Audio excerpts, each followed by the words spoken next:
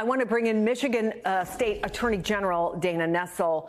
Attorney General, first of all, thank you for being here. You have two sons who attend MSU, and last night you shared this statement. I want to read it. As a parent, there is no greater fear than having your child tell you there is an active shooter at their school. I experienced this terror along with thousands of other families last night. Were your sons there on campus? Were you able to talk to them before you heard there was an active shooter? And tell me how everybody in your family's doing today. Well, thank you for asking me that question. Firstly, I learned that one of my sons had just left one of the locations, the first location of the shooting, just prior to that event taking place. Fortunately, you know, kids these days almost always have cell phones on them. So I was able to communicate with both of my sons fairly quickly to ensure that they were in a place of what we presume to be safety at that time.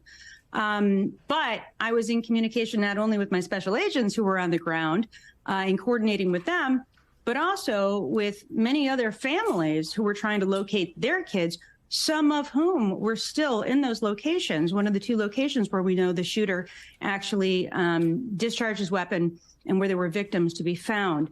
So it was a very scary set of circumstances. If I can please clear something up that I heard Frank say a few minutes ago. Mr. McRae did have a weapons offense conviction just from a few years ago. He was ineligible to possess or purchase a firearm. He was convicted of an offense. It was pled down from carrying a concealed weapon, which is a 5-year felony in Michigan, to possession of a loaded firearm in a motor vehicle, which is a 2-year offense in Michigan, but it's still a predicate offense for either a felon in possession charge or a felony firearm charge, meaning he was not eligible to have that weapon. So one of the things that we're going to need to know is, how did he get that weapon?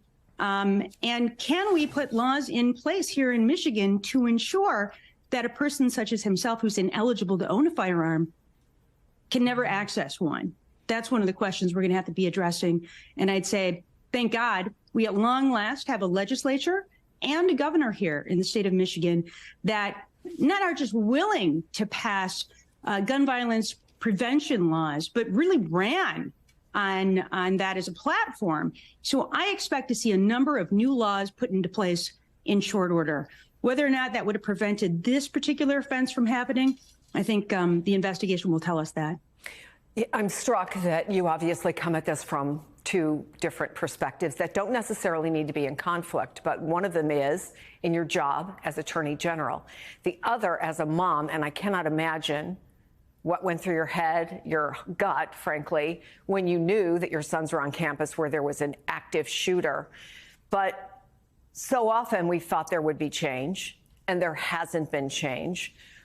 What do you think that this is going to do in terms of motivation? And are we in a place where, because of a divided Congress, you don't have that situation in Michigan, that you have some belief something can change?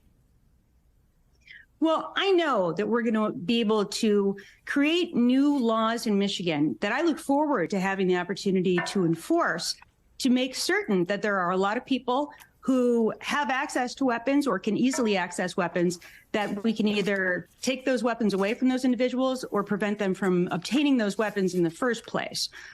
So there are things that we can do that will make some difference.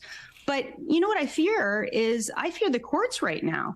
I see some of the rulings in federal courts that I think will significantly diminish the ability of states like mine to pass and to have meaningful legislation to prevent gun violence related crimes. And certainly Congress has done us virtually no favors at all. So it is up to the states, but of course we know it's fluid. Oftentimes it's easy to bring guns across state borders. This is a national problem, and we need a national solution. But that's not going to stop us in Michigan from trying to do everything we can to prevent tragedies like these from occurring. Before I let you go, and I don't want to in any way impose on your privacy, but how are your sons doing? How are their friends doing? I mean, it sounds like a silly question because obviously this is horrific, but how are they? I mean, they're scared. They're shaken up. A lot of their friends are leaving campus right now, actually. And obviously I asked my kids if they wanted to do the same, and they have decided to stay, even though classes have been canceled for, the foreseeable future. But, all I can think about is I can't believe that as a parent in the United States of America, you can't move your child into college without seriously having to wonder whether or not they're going to make it through the next 4 years before they graduate without being a victim of a mass shooting. And that was a concern I had when I moved my kids into school a year and a half ago. And I couldn't even make it through their sophomore year without an incident like this happening. I'm the top law enforcement official in this state, and I couldn't prevent a tragedy like this from happening. What do any of us have? What hope do we have as parents if we don't have legislators who are willing to actually do something to protect our children? We have to start loving our kids more than we love our guns. Michigan Attorney General Dana Nessel, I thank you so much because I know that you have a personal something personal you're going through as well as professionally. So we thank you for taking the time